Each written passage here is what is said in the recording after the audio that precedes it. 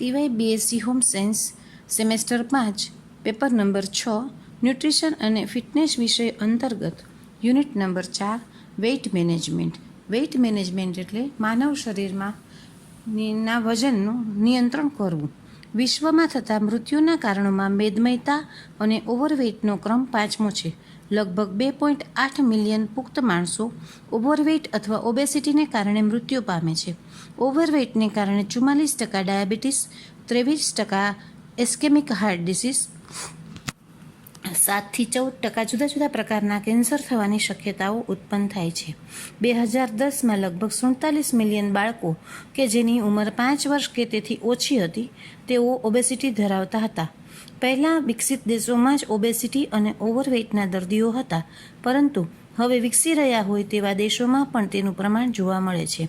વિકાસશીલ દેશોમાં 8 મિલિયન બાળકો, જ્યારે વિકસી રહેલા દેશોમાં 35 મિલિયન ઓવરવેઇટ અથવા ઓબેસિટી ધરાવે છે.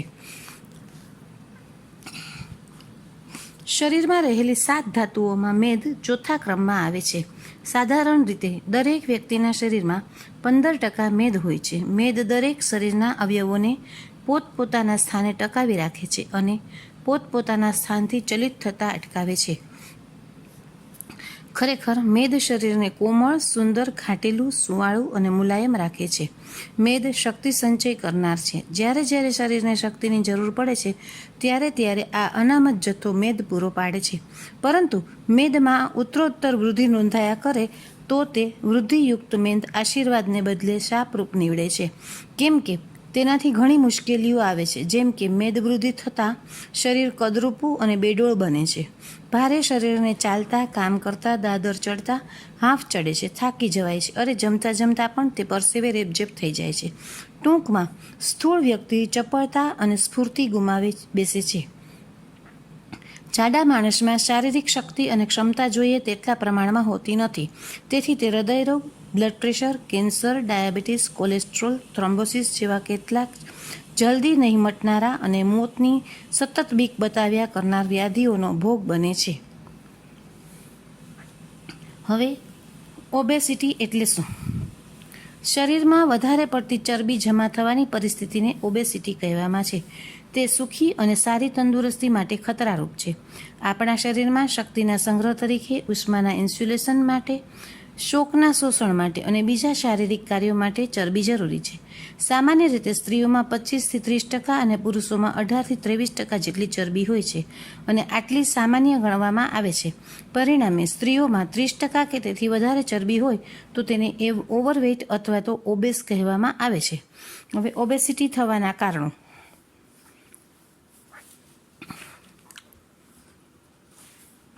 ઓબેસિટી થવાના કારણો ઘણા બધા છે, જે નીચે મુજબ છે. વધુ પડતો આહાર.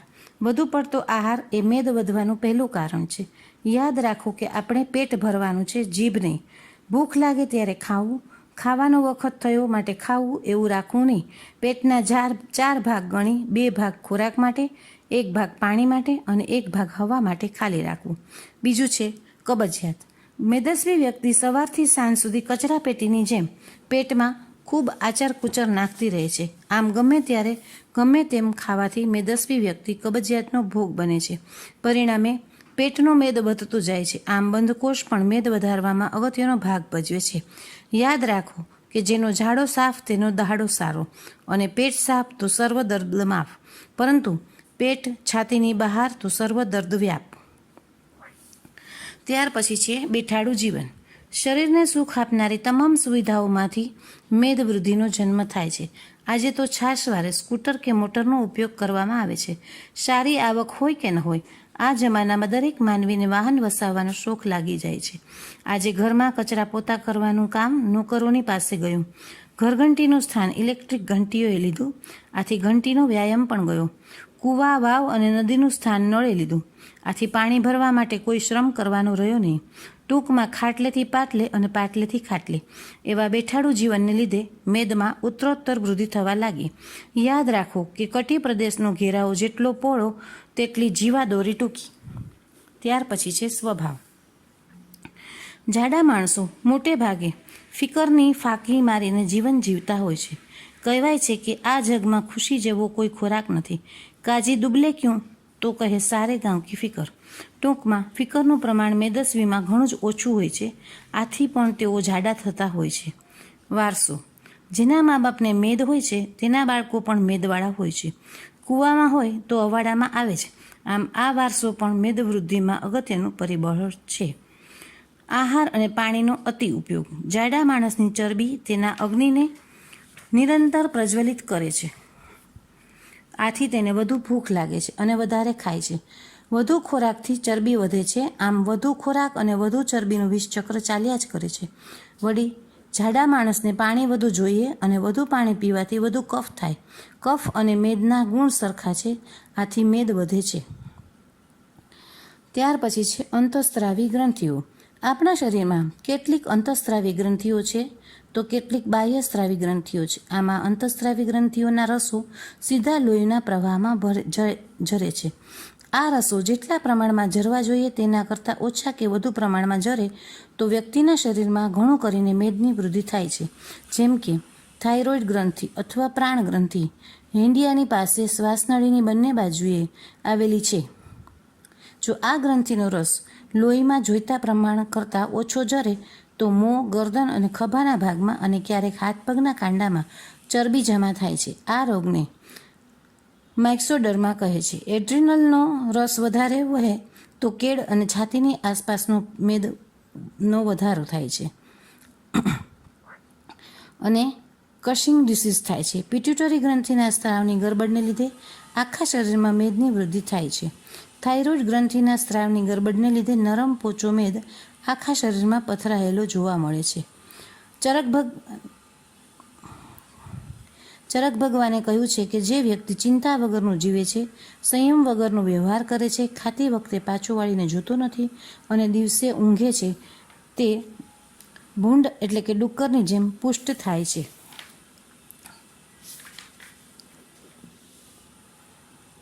ઉંમર અને જાતિ પણ ચરબીનો વધારો કરવામાં બહુ અગત્યનો ભાગ ભજવે છે.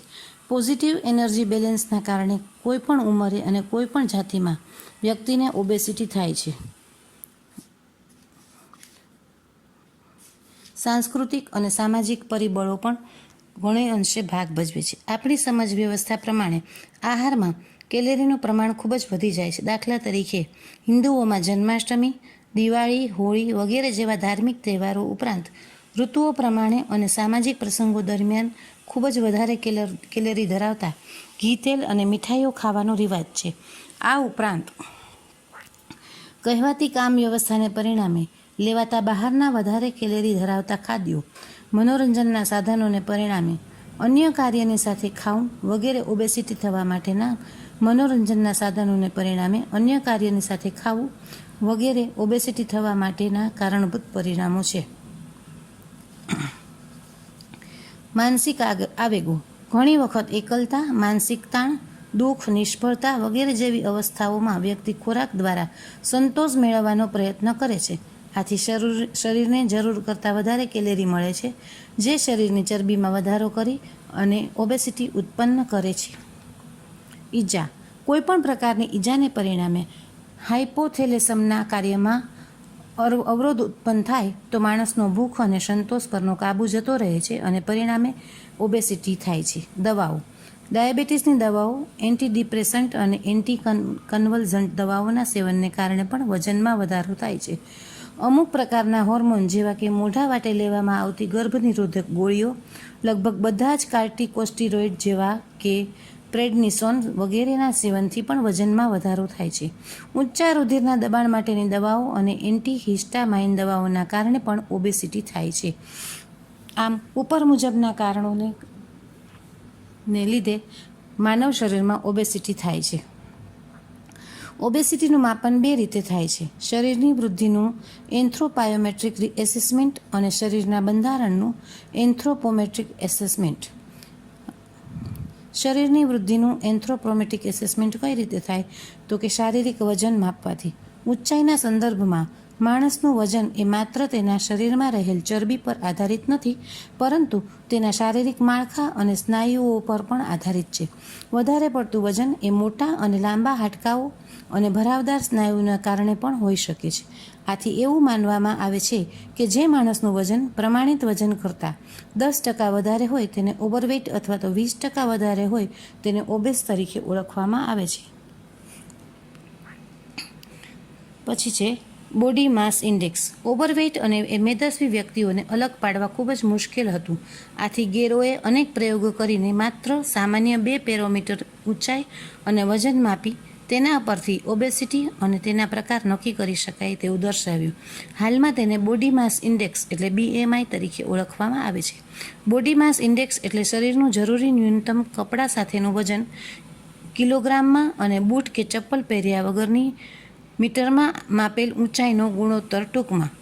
એટલે BMIનું બરાબર વજન કાઉન્સમાં ઊંચાઈ, BMI weight in KG, height in minute. સ્ત્રીઓ કે પુરુષો બંને માટે નીચે પ્રમાણેનો પ્રકાર પાડવામાં આવે છે. 18.5 હોય તેને અંડરવેઇટ કહેવામાં આવે છે. 18.5 થી 24.9 હોય એને નોર્મલ કહેવામાં આવે છે. 30.0 થી 34.9 હોય એને નો BMI જેનો હોય એને ઓબેસિટી કહેવામાં આવે છે.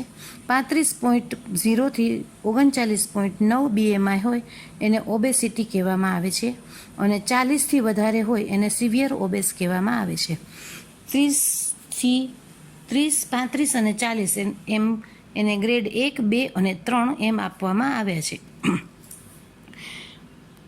ગ્રેડ 1માં ઓબેસિટી જે હોય એને સામાન્ય ગણવામાં આવે છે, પરંતુ તે ગ્રેડ 2 અથવા ગ્રેડ 3 તરફનું પ્રયાણ હોઈ શકે, આથી અવગણવામાં આવતું નથી. જ્યારે ગ્રેડ 2 અને ગ્રેડ 3ને તંદુરસ્તી માટે ખતરારૂપ ગણવામાં આવે છે. પોન્ડરલ ઇન્ડેક્સ. આ ઇન્ડેક્સમાં પણ ઊંચાઈ અને વજન માપવામાં આવે છે. આમાં ઊંચાઈ ઇંચમાં અને વજન પાઉન્ડમાં લેવામાં આવે છે. જો આનું મૂલ્ય 13 કરતાં ઓછું મળે તો ઓબેસિટી થવાનો ભય રહે છે. Broca index. આ ઇન્ડેક્સમાં ઊંચાઈ સેન્ટીમીટરમાં માપવામાં આવે છે. Corpulence index. આ ઇન્ડેક્સનું મૂલ્ય 2 થી વધુ ન જોઈએ. Waist hip ratio.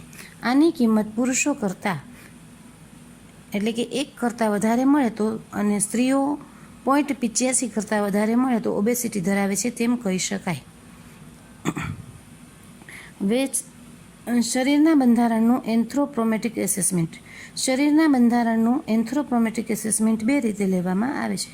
શરીરમાં રહેલા કુલ ચરબીનું પ્રમાણ અને શરીરની ઘનતા, આ બંનેનો ઉપયોગ કરી ઓબેસિટીનું એસેસમેન્ટ કરવામાં આવે છે. શરીરમાં રહેલી કુલ ચરબીનું પ્રમાણ કઈ રીતે જોવાય તો કે સ્કિન ફોલ્ડ ઉપરથી શરીરની 50% ચરબી ત્વચા એટલે કે ચામડીની નીચે જમા થયેલ હોય છે અને તે વજન વધારાની સાથે વધે છે. ચોક્કસ પ્રકારના પ્રમાણિત સ્કિન કેલિપર્સની મદદથી ત્વચાની નીચે જમા થયેલ ચરબીની જાડાઈ માપવામાં આવે છે. આ માટે હરપેન્ડન કેલિપર્સ અથવા વોલ્ટેન કેલિપર્સની ભલામણ કરવામાં આવે છે. નીચે પ્રમાણેની 4 જગ્યાએથી ત્વચાની જાડાઈ માપી શરીરમાં રહેલ ચરબીનું પ્રમાણ જાણી શકાય છે. ટ્રાઇસેપ્સ. ખભાની ટોચથી કોણી સુધીના હાથની લંબાઈની બરાબર અડધેથી લીધેલ માપને ટ્રાઇસેપ્સ કહેવામાં આવે છે. સબસ્કેપ્યુલર. ખભાની સ્કેપ્યુલાના એંગલથી અંદરની બાજુ સહેજ નીચેથી લેવામાં આવતા સ્કિન ફોલ્ડને સબસ્કેપ્યુલર સ્કિન ફોલ્ડ કહે છે. બાયસેપ્સ. હાથ કાટખૂણે રાખેલ હોય ત્યારે ખભાથી કોણી વચ્ચેના મધ્ય બિંદુએથી માપવામાં આવતા સ્કિન ફોલ્ડને બાયસેપ્સ કહેવામાં આવે છે. સુપ્રાઇલિયા. શરીરના આગળના ભાગમાંની ઊભી મધ્યસ્થ લાઇનથી મધ્યમાં ઇલિયમ પાસેથી માપવામાં આવતા સ્કિન ફોલ્ડને સુપ્રાઇલિક સ્કિન ફોલ્ડ કહેવામાં આવે છે. Mid arm circumference. Mid arm circumference મોટાભાગે સ્પ્રિંગ પ્રકારની ટેપ વડે માપવામાં આવે છે. હાથને કોણીથી વાંકો વાળ્યા બાદ ખભાથી કોણી વચ્ચેના અંતરના મધ્ય બિંદુએથી મિડ આર્મ સર્કમ્ફરન્સ માપવામાં આવે છે. 1 થી 5 વર્ષના બાળકો માટે ચોક્કસ પ્રકારની ટેપ વાપરવામાં આવે છે. આ પ્રકારની ટેપમાં 70થી 125, 125થી 135 અને 135થી 175 mm અંતરે અનુક્રમે લાલ, પીળો અને લીલો રંગ હોય છે. પરિણામે રંગ પરથી બાળકોની પોષણની માત્રા જાણી શકાય છે. લાલ રંગ એ કુપોષણ, પીળો રંગ એ મધ્યમ કુપોષણ અને લીલો રંગ એ સામાન્ય દર્શાવે છે. શરીરની ઘનતા દ્વારા શરીરની ચરબીનું પ્રમાણ જાણવું. માનવ શરીરની ઘનતા તેનું કુલ વજન અને કદ માપવાથી જાણી શકાય છે. કારણ કે આપણે યુનિટ નંબર 4 વેઇટ મેનેજમેન્ટના ચેપ્ટરમાં ઓબેસિટી થવાના કારણો અને તેના માપન વિશે જાણ્યું. હવે પછી ઓબેસિટીના ભય સ્થાનો. હવે પછીના લેક્ચરમાં આપણે ઓબેસિટીના ભય સ્થાનો વિશે આપણે જાણીશું.